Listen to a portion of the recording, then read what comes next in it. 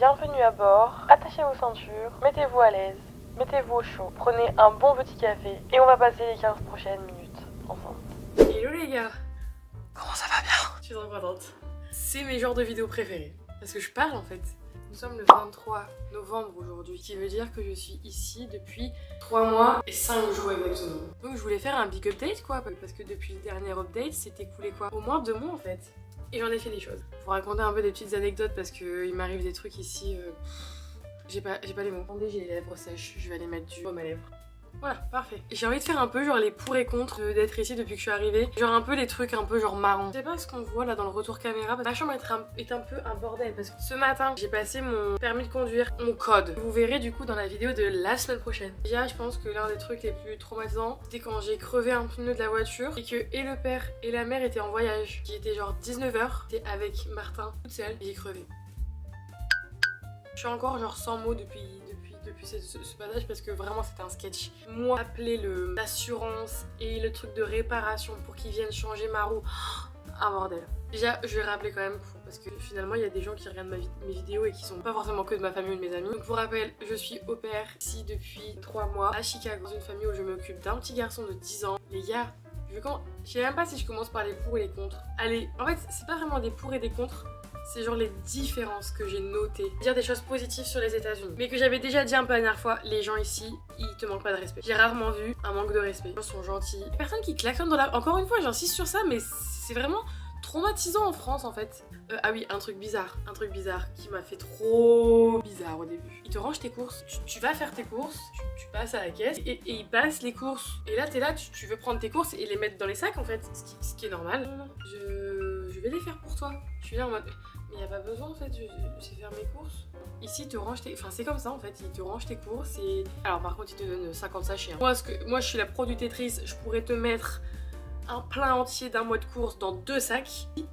3 jours de courses, ils vont te le mettre dans 10. L'écologie, c'est pas encore... on n'est pas encore à un niveau très élevé. Hein. Le Coca-Cola, tu vas au McDo, je fais tellement d'économies grâce à mon Coca-Cola parce que je paye genre 1,60$. Mon Coca-Cola, 1,60$. Ce qui est bien aussi, la diversité de la bouffe. Alors je dis pas que la bouffe ici est meilleure. Ça, c'est peut-être mon côté français qui parle. Mais oui, les vraies baguettes, ça me manque. Les sandwichs, jambon beurre, les raclettes, les bœufs bourguignons, les lapins à la moutarde, Vous savez tout ça là, ça me manque. En termes de diversité de bouffe différente que tu peux manger, bien sûr qu'on peut avoir le même en France. Dans des grandes villes, t'as plein de trucs différents à manger. Je parle de ma ville, tu vas à Valenciennes, t'as quoi? T'as un pad thai, dégueulasse, 2-3 fast-food. Sinon c'est des petits restos brasseries. T'as quoi? Je sais même pas si on a un vrai Mexicain ou un truc comme ça, mais mis à part des chaînes en fait. Rien que dans mon petit quartier, c'est la rue, je vous jure, un Mexicain, un Japonais, et des pad thai, manger de la nourriture indienne, truc classique restaurant méditerranéen. Si les gens me disent je sais pas quoi manger, comprends pas.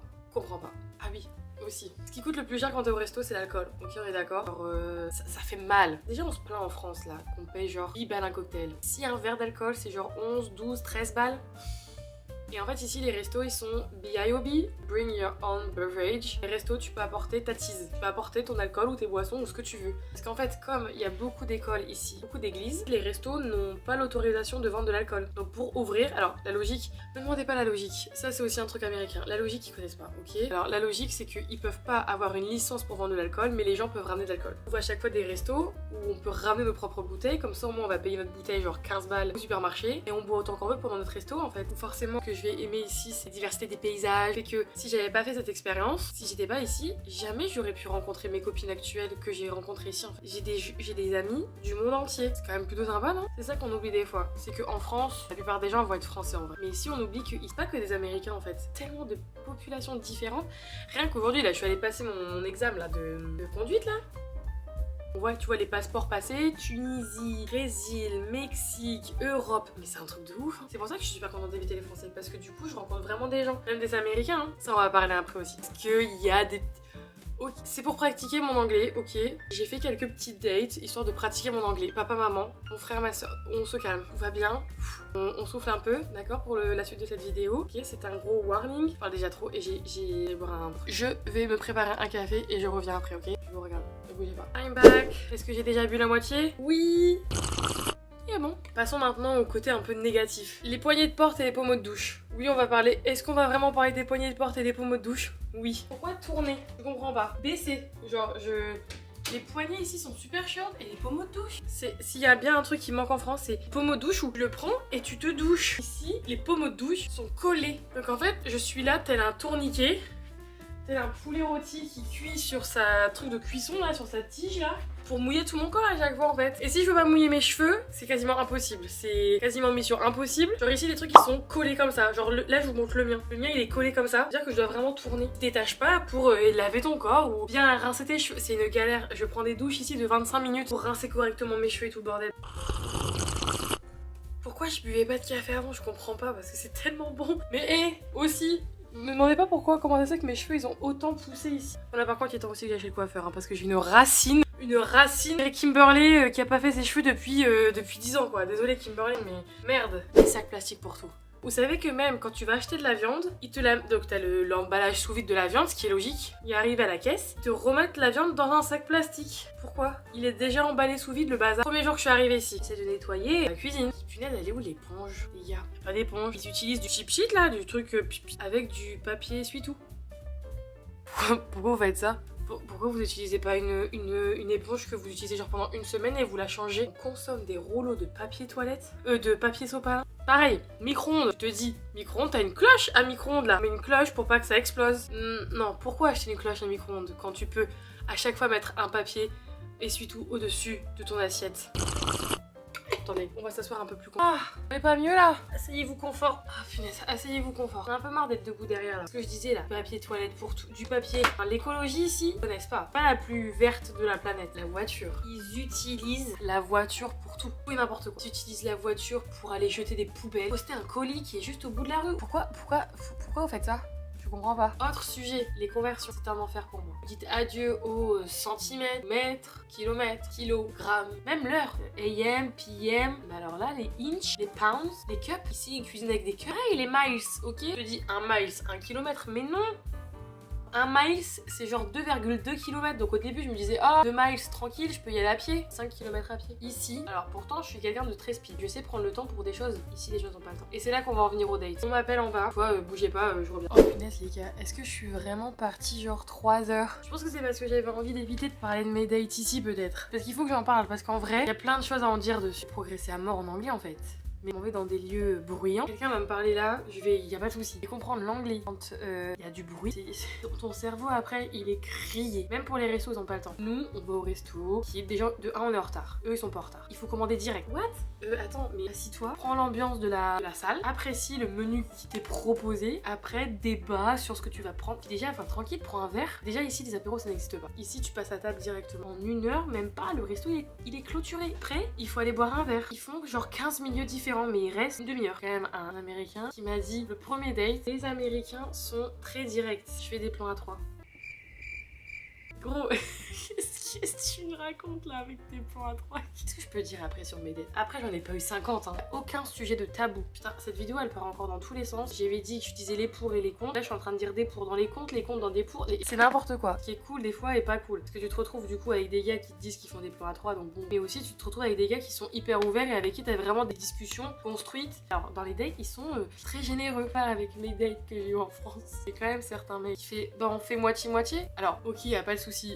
Je m'en fous, franchement je m'en fous, fais moitié-moitié. Je cherche pas à aller en date pour me faire payer des restos, ça je m'en fiche. Tu te dis putain le gars il te propose d'aller en date, d'aller au resto et après il te dit fais moitié-moitié. Et même j'ai quand même eu des copines, si elle regarde la vidéo elle se reconnaîtra, où elle a dû payer au resto carrément. Parce que le mec il lui a dit bah en fait je suis un peu à la dèche, est-ce que tu peux payer? Elle se reconnaîtra. Premier date où le gars faisait des plans à 3, d'accord? On est allé dans un resto mexicain, 180 € le resto. Je vous jure que j'ai rien mangé. Free time avec mes dates ils sont pas non plus incroyables. Alors si, j'ai quand même eu un date. Il vivait, ça c'est très sympa, tour central de downtown. Bon, c'était pas ouf. Je me suis dit au moins je peux apprécier la vue. Du coup là, cette vidéo qui est là, j'ai mis en story sur Instagram. C'est de l'appartement du gars que j'ai vu en date. D'ailleurs, si vous me suivez pas sur Instagram, franchement, Des fois il y a des trucs marrants. Je poste un peu plus que sur YouTube, donc ça vous intéresse de suivre un peu plus mes péripéties qui des fois n'ont ni queue ni tête, Instagram c'est pas mal. Surtout avec Starbucks encore parce que je suis toujours en guerre. Enfin, moi après je suis toujours en guerre avec Starbucks les gars, c'est pas possible. Mais il y a des meufs qui sont ici depuis 2 ans qui ont toujours des problèmes avec Starbucks. Donc je vous jure que c'est pas moi. Pas mon voyage, parce que maintenant j'ai pu voyager un petit peu. J'ai pu aller à Boston et là je vais booker mon vol pour Miami. Le prix des billets d'avion les gars. L'Europe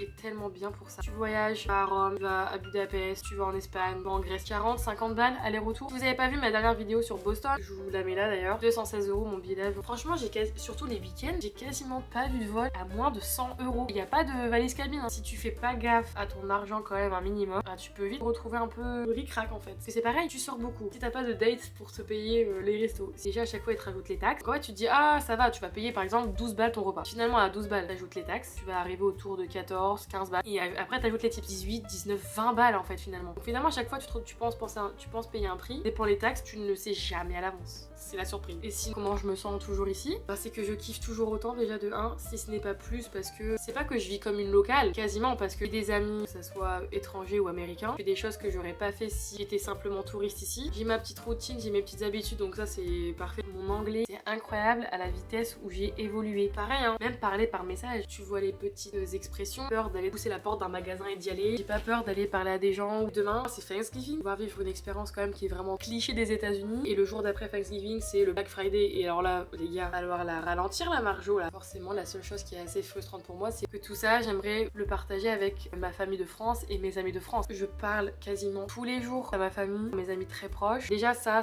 aide, mais ça aussi ça aide beaucoup. Mais en même temps, je regrette pas, hein. Encore une fois, j'ai pas envie de me sentir coupable. Je ne regrette pas d'être ici, et oui, ça veut dire forcément que je loupe des choses. Je me crée tellement de nouvelles choses aussi. Je compte les jours jusqu'à temps que ma famille va atterrir à Chicago dans 4 mois et 3 jours. Et le temps que t'es pas ici, tu peux pas comprendre ce qu'on vit. La vie expatriée, c'est hyper complexe, tout est décuplé. Je peux être super heureuse comme... Encore une fois, je suis pas triste, mais d'un coup, je vais avoir un coup de mou. On dirait qu'on m'a assommée. C'est aussi très frustrant parce que j'ai 7 heures de différence avec la France. Des fois, j'ai envie de raconter des trucs à mes amis ou à ma famille à l'instant T, mais je peux pas. Par exemple, là, je suis en train de filmer, il est 16h45. Ça va être ma fin de journée. Bah, j'ai envie d'appeler ma famille. Bah, je peux pas parce que tout le monde dort. Pareil pour mes amis de France. Des fois, ils se réveillent le matin, ils ont envie de me parler. Je peux pas parce que je dors et donc ils doivent attendre 14h. Je pense que j'essaie un maximum de donner des nouvelles disponibles. C'est vraiment super dur de faire ça. C'est comme si des fois, j'avais 2 vies. Là, j'ai beaucoup parlé. Je pense déjà au montage et j'ai déjà la nausée.